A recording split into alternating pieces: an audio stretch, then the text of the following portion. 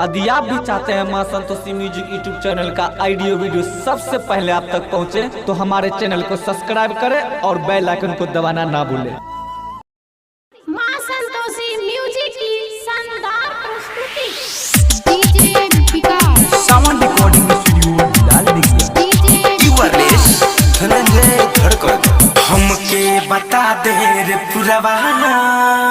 कवना दिशा में जाना रहेले कवना दिशा में जाना रहेले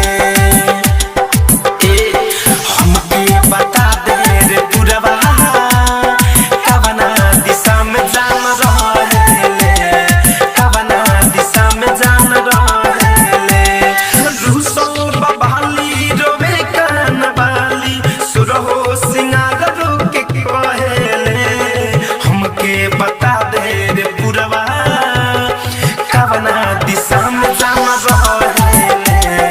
कवना दिशा में जाना रहेले डीजे अनुराग मौसम दिल की धड़कन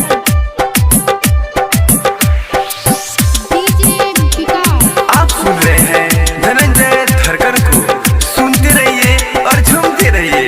लागे ना मुरजिया कैसन बादे पिया सर से सरक जाता सारी हो सारी हो सारी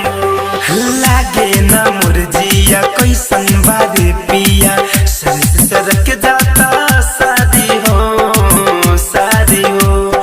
सूती से जिया गोरे लसरिया अखिया से कजरा बहेले हमके बता दे रे पुरवा कवना दिशा में जाना रहेले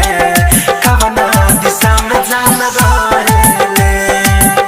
डीजे अनुराग मौसम दिल की धड़कन साउंड रिकॉर्डिंग स्टूडियो लाल दिखिया डीजे विकास डीजे विकास कवन कसुर पैनी